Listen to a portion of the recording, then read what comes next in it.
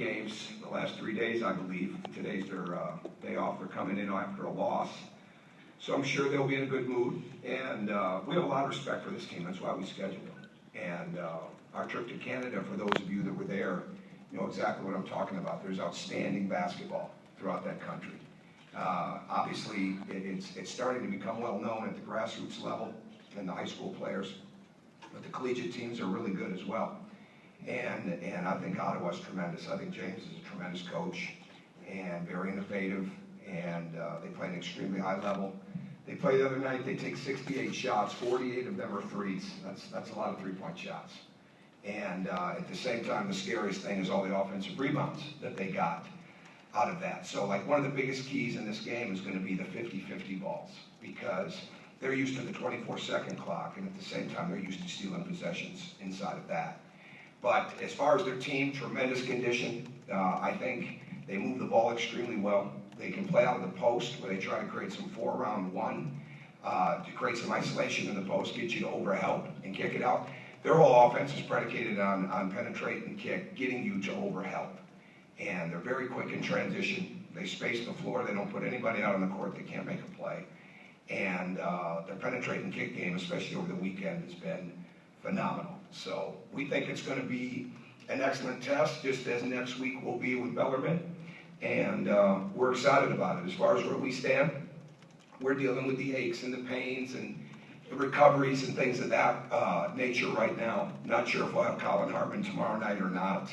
I know he'd like to be, so that decision will get made tomorrow. But we're probably going to be, obviously, when he comes back, he's going to be in limited minutes. But we'll also have some other guys that will probably try to really manage their minutes. James' knee, he's still dealing with the soreness of that from time to time, so we'll probably manage his minutes. Certainly going to manage the freshmen's minutes because it's a long season, and they've all dealt with different things throughout the preseason. So we'll try to work them in the best that we can, and we want to play through fatigue, and we want to get to a point of fatigue, but at the same time, we don't want to put them in situations that they're not ready for yet. That really goes for the whole team. So we'll get a real feel based on how it's going tomorrow night, but we're definitely, I know they're extremely ready to play somebody else. And as a coach, it'll be great to see them go against somebody that we have a lot of respect for this early in the season. Go ahead. Terry? Coach, you described their style of play, but do they remind you of anyone that you play Big Ten or out of conference? Well, they're very skilled. So when you're in a league like this, I wouldn't... Notre Dame comes to mind a little bit, you know, where their forwards can really drive the ball as well as shoot it. But that's just off the top of my head. I didn't look at them like that. They're what you would see when you turn on, NBA TV and you watch the Euro Finals or you watch FIBA. I mean, they're very much like that. And in this league, you're dealing with a lot of different skilled positions. You're dealing with some teams have skilled and pick and pop shooting fives. They have driving fours. They have a lot of different players that can make plays. Number 11 for them, obviously, gets us ready for seeing other really good guards. But he's just one of the parts of the machine. They've got a lot of ability to penetrate and kick with everybody. And it almost seems like, to me, they're what you really want. You want everybody to be a playmaker. So I hope that we can stop them from being that tomorrow night. But at the same time, that's ultimately where we want to be as a team, where you put everybody on the floor and they're not only making plays, but they're making plays for others.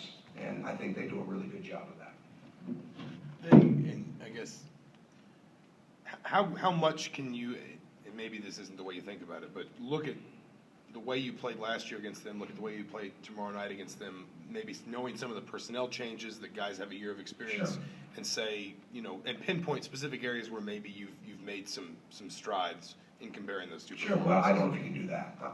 It's been so much, it's been removed from that. But I do know the things that stood out in the game is we gave up an inordinate amount of threes. They got off to a 20-7 start. And I didn't think that we put the pedal to the metal at all at the end of the game. And we weren't ready to really go on the attack in the last 8 minutes of that game. And it wasn't like they took control of it, but we never went back and got control of it. And I think that's going to be a huge, huge thing for this team. Are we going to be able to read the momentum of the game, get momentum, and keep going at it. And one of the biggest things for us is when we get a lead, if we get a lead, can we continue to build on that lead, all right, by getting it inside, by getting to the foul line, by continuing to move the ball. And that to me is what ultimately that we're looking at as much as anything. When we play games like this, is there's so many segments of the game, okay, when you go back and look at it, and how did we do in those segments? And closing the game in the last 4 minutes, the last 8 minutes, but certainly getting off to the right kind of start. And again, you may not be making shots, but last year when we played them, we turned the ball over. We had some big-time miscommunications, and obviously that was August, right? So that's going to happen. But we let them get too comfortable in the game, and we never took that comfort level from them. So those are the kind of things that I would remember about that game that we'll look at this, but we've got to have that against everybody.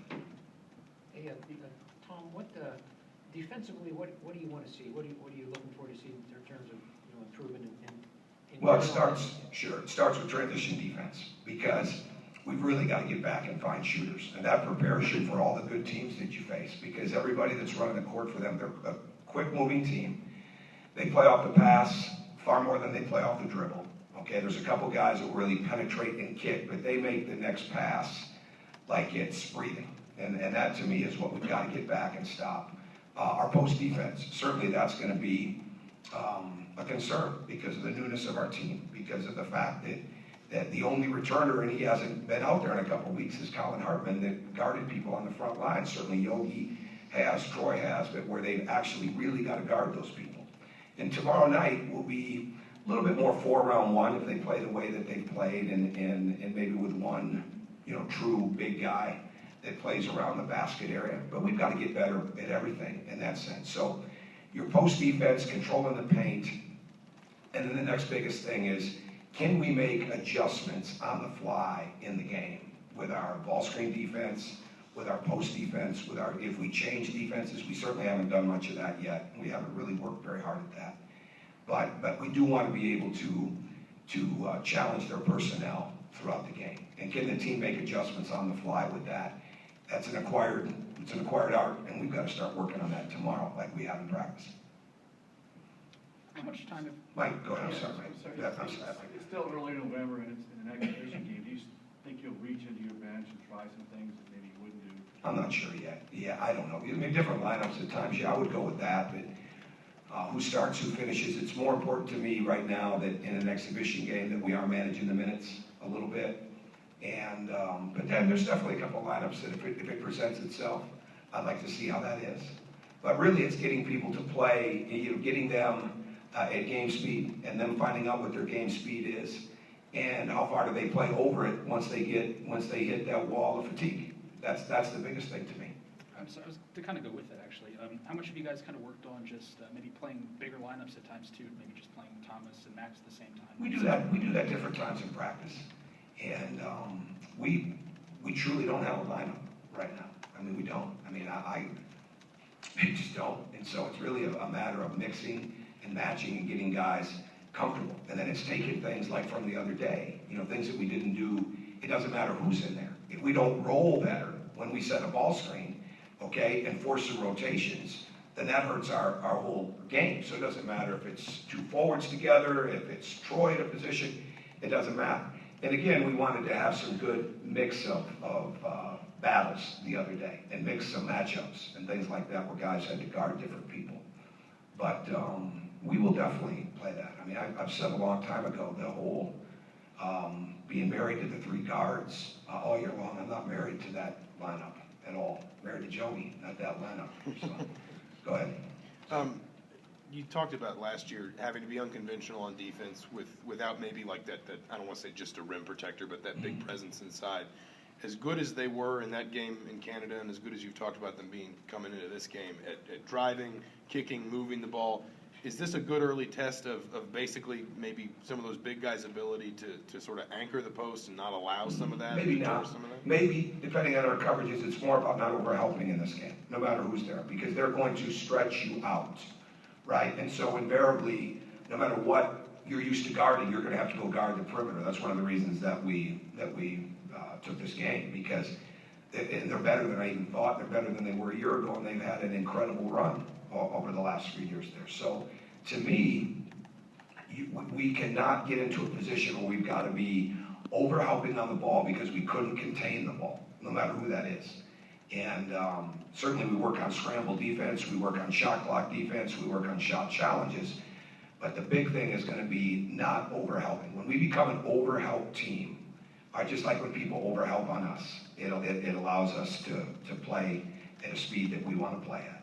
And now we've got to continue to be able to dictate how we want to get our matchups when it comes to our offense. But defensively, we want to do a very good job, a very sound job. It's not necessarily controlling the ball, stopping the ball, but containing it. Because they're coming in here with a lot of experience. I mean, they're game tested, and they got a veteran group to begin with. So I kind of like that. I didn't even realize at the time when we scheduled them they'd have this many games under their belt, but they do, and I think that's great for us.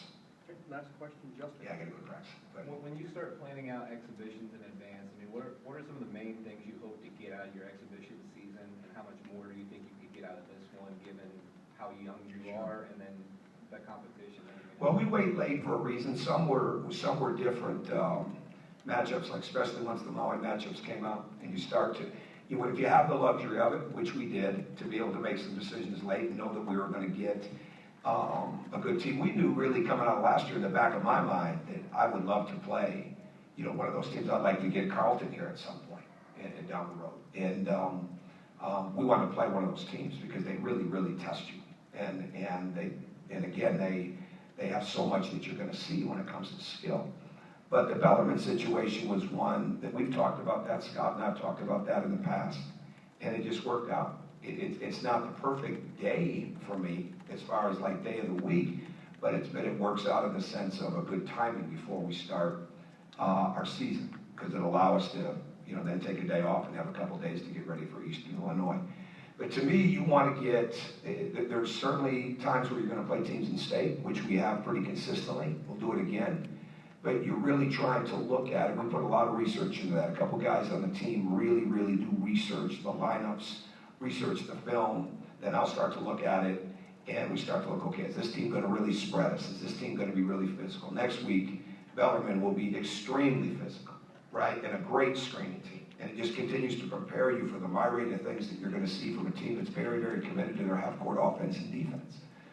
So it's really kind of based on what you're potentially going to see early in your season, and at the same time, something that you maybe just have a relationship with that school or that person, or you've been looking forward to it for some time, something like that, really. So it's not a scientific approach, but there's an approach to it based on what we're going to see. All right, thank you.